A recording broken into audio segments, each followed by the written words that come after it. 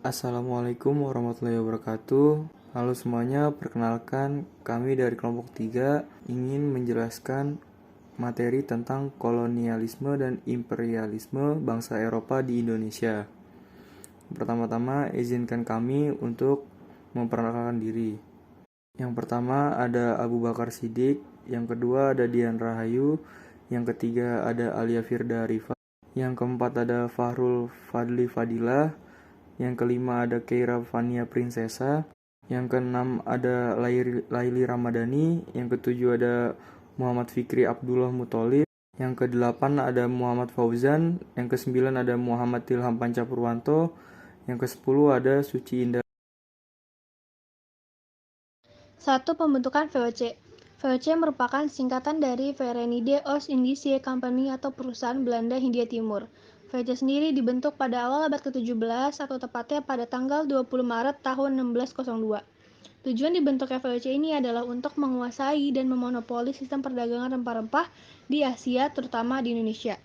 Selanjutnya adalah latar belakang dibentuknya VOC. Yang pertama, sebagai upaya menghindari persaingan antar pedagang Belanda.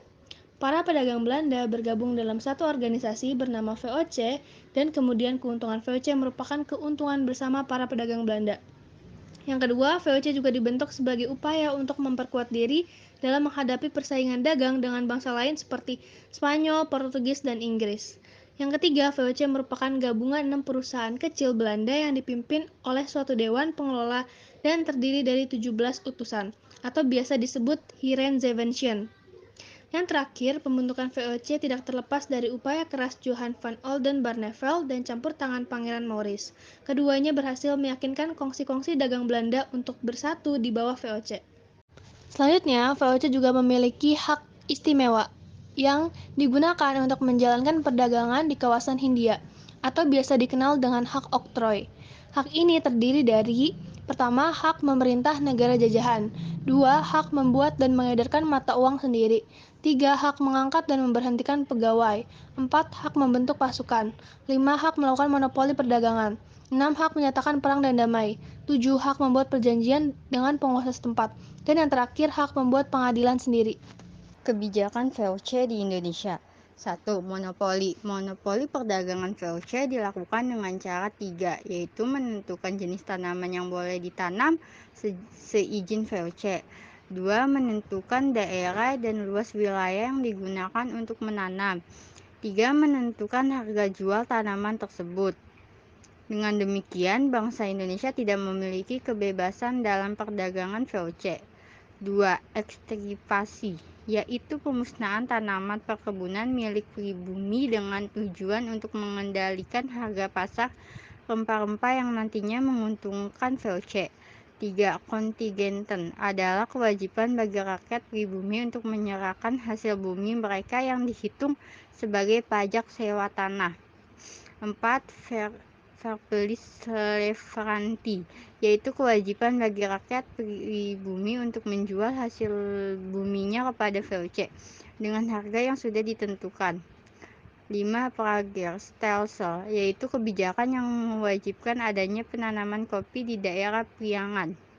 6. Pelayaran Hoki.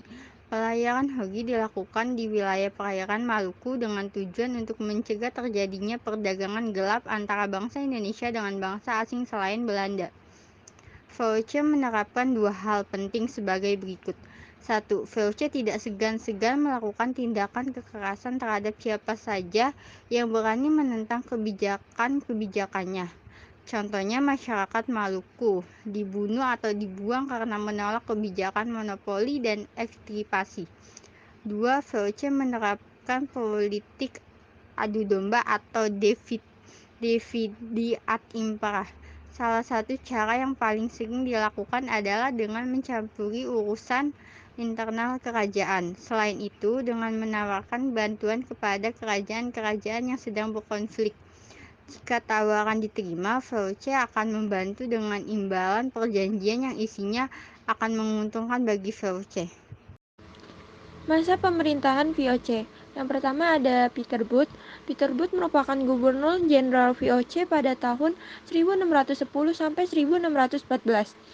Misinya adalah menciptakan monopoli perdagangan Belanda terhadap rempah-rempah di Nusantara. Peter Boot wafat karena kapalnya tenggelam saat bertolak kembali ke Belanda pada tanggal 6 November 1614.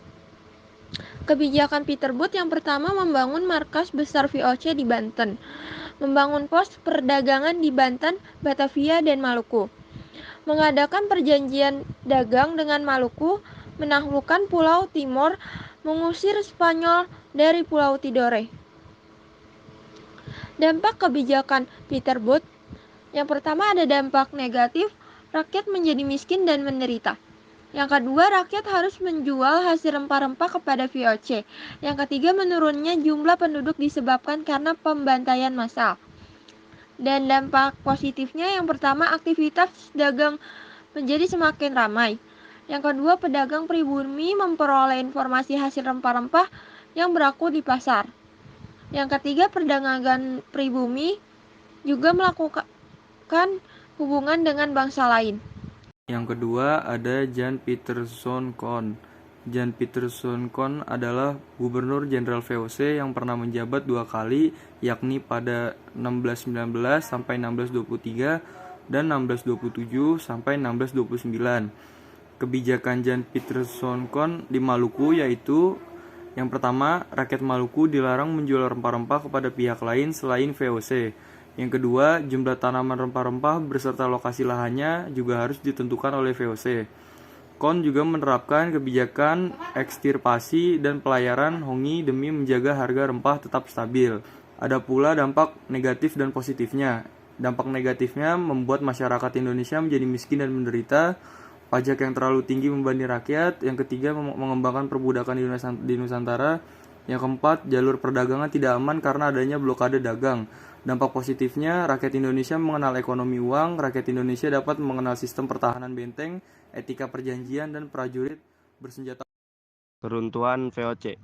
Keruntuhan VOC terbagi menjadi 2 faktor, yaitu faktor internal dan faktor eksternal. 1. Faktor internal.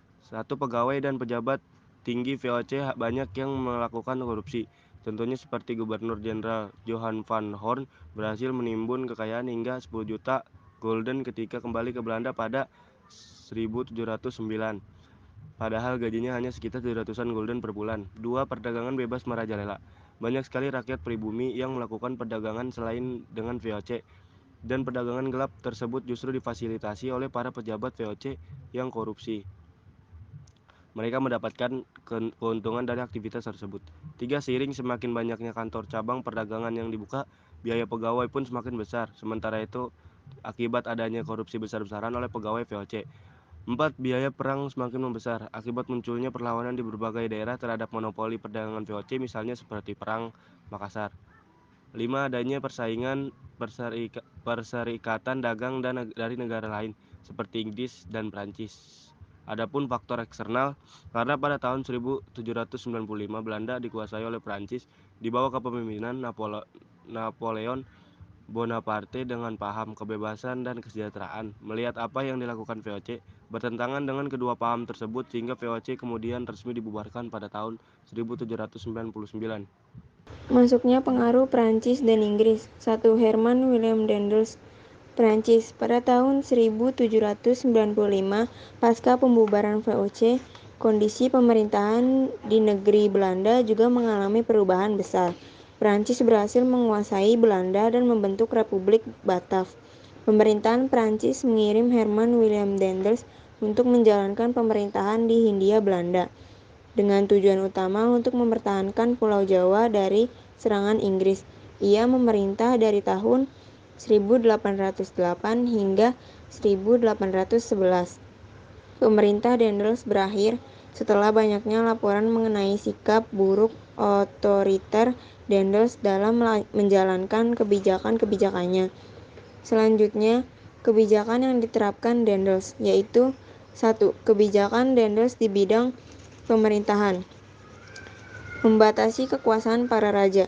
Menurutnya, raja pribumi harus mengakui raja Belanda sebagai junjungannya.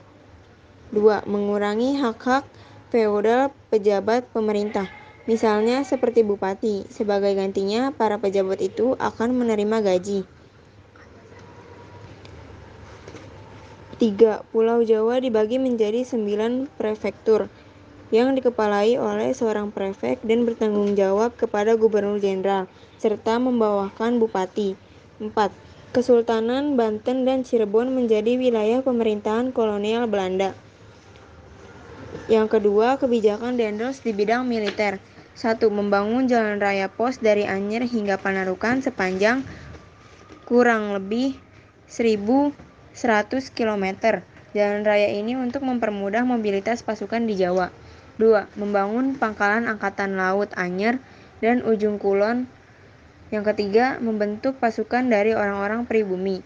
Yang keempat, membangun benteng pertahanan di berbagai wilayah, seperti benteng Lodewijk di Gresik. Yang ketiga, kebijakan di bidang peradilan. 1. Membentuk 3 macam keadilan, yaitu peradilan untuk bangsa Eropa, peradilan untuk orang timur asing, dan perdagangan untuk orang pribumi. Yang kedua, setiap pelaku korupsi akan diadili tanpa pandang bulu. Keempat, ada kebijakan Dendels di bidang sosial ekonomi.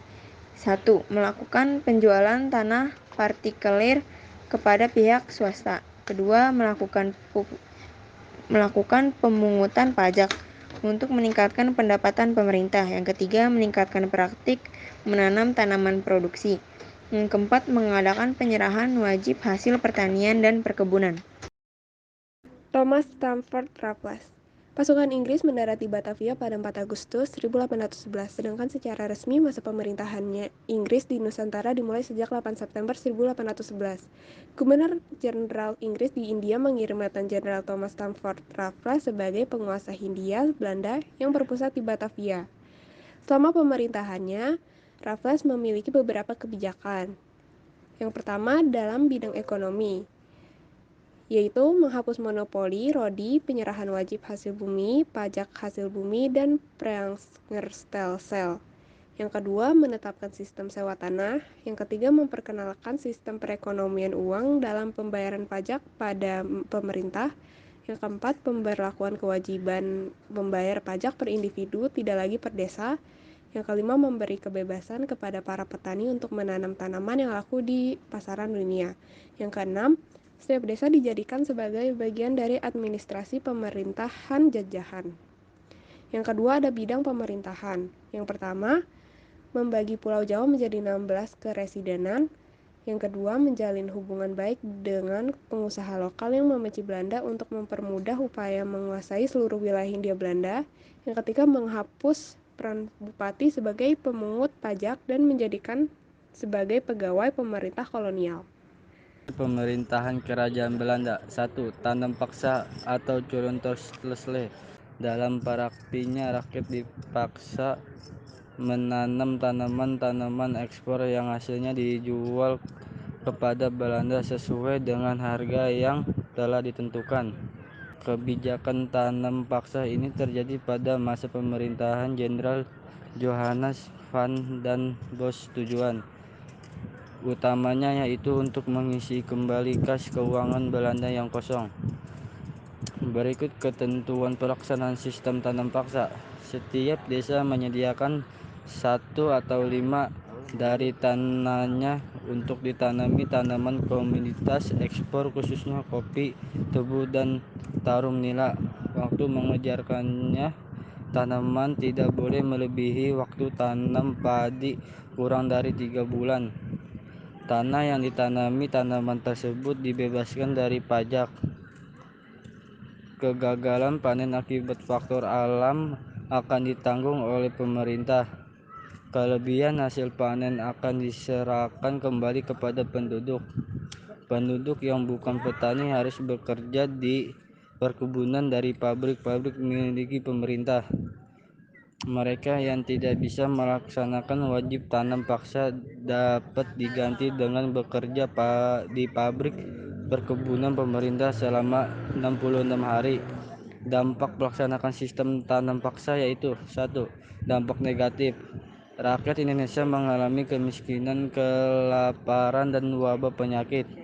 Sebaiknya pihak Belanda memperoleh keuntungan besar dan mampu melunasi utang-utangnya. 2. Dampak positifnya. Bangsa Indonesia mengenal berbagai jenis tanaman produksi yang laku pasaran dunia. Bangsa Indonesia mengenal sistem irigasi yang baik. Politik pintu terbuka atau sistem ekonomi liberal. Politik pintu terbuka dicetuskan oleh Konrad von Deventer. Latar belakang munculnya sistem ekonomi liberal yaitu 1. Kemenangan kelompok liberal adalah parlemen Belanda.